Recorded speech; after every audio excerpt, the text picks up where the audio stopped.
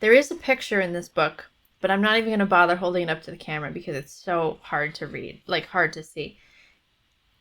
It looks kind of like a Yeti Sasquatch type creature.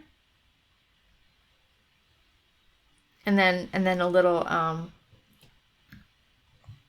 don't know, goblin type creature as well. But anyway, this picture, let's try it. I don't know if you can see that. It actually looks better on camera than it does in person. So I don't know why that is. I guess maybe because of the light. Anyway, the Sprightly Tailor. A sprightly tailor was employed by the great MacDonald in his castle at Saddle, in order to make the laird a pair of trews used in olden time. And trews, being the vest and breeches united in one place and ornamented with fringes, were very comfortable and suitable to be worn in walking or dancing. And MacDonald had said to the tailor that if he would make the trews by night in the church, he would get a handsome reward. For it was thought that the old ruined church was haunted, and that fearsome things were to be seen there at night. The tailor was well aware of this, but he was a sprightly man, and when the laird dared him to make the trews by night in the church, the tailor was not to be daunted, but took it in hand to gain the prize. So, when night came, away he went up in the glen, about half a mile distance from the castle, till he came to the old church. Then he chose him a nice gravestone for a seat, and he lighted his candle, and put on his thimble, and set to work at the trews, plying his needle nimbly, and thinking about the hire that the laird would have to give him. For some time he got on pretty well, until he felt the floor all of a tremble under his feet, and looking about him, but keeping his fingers at work, he saw the appearance of a great human head rising up through the stone pavement of the church. And when the head had risen above the surface, there came from it a great, great voice, and the voice said, "Do you see this great head of mine?" "I see that, but I'll sew this," replied the sprightly tailor, and he stitched away at the trews. Then the head rose higher up through the pavement until its neck appeared. And when its neck was shown, the thundering voice came again and said, "Do you see this great neck of mine?" "I see that, but I'll sew this," said the sprightly tailor, and he stitched away at his trews. Then the head and neck rose higher still, until the great shoulders and chest were shown above the ground. And again the mighty voice thundered, "Do you see this great chest of mine?" And again the sprightly tailor replied, "I see that, but I'll sew this," and stitched away at his trews.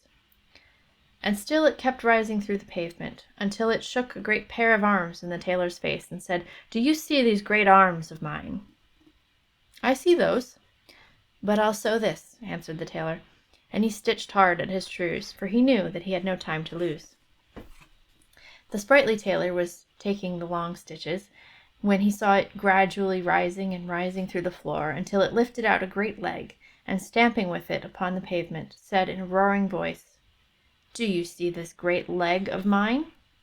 "Aye, I see that, but I'll sew this," cried the tailor, and his fingers flew with the needle, and he took such long stitches that he was just come to the end of the trews, when it was taking up its other leg. But before it could pull it out of the pavement, the sprightly tailor had finished his task, and blowing out his candle and springing off from his gravestone, he buckled up and ran out of the church with the trews under his arm.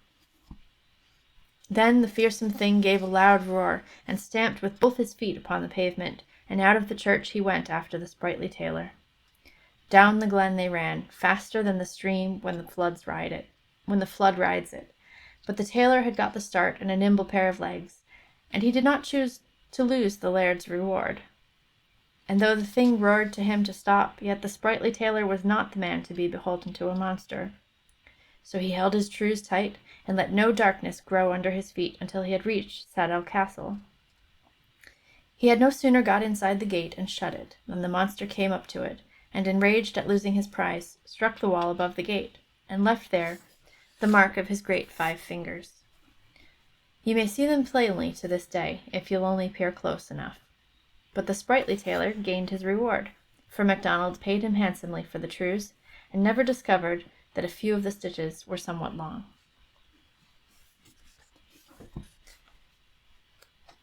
I like that there was just like no point to that. It was just like, I dare you to do this thing. Okay, I'm gonna do it.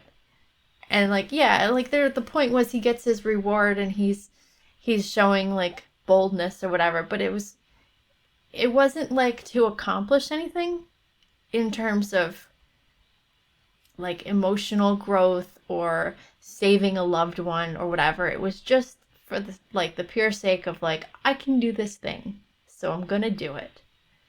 I like that simplicity. Hi there.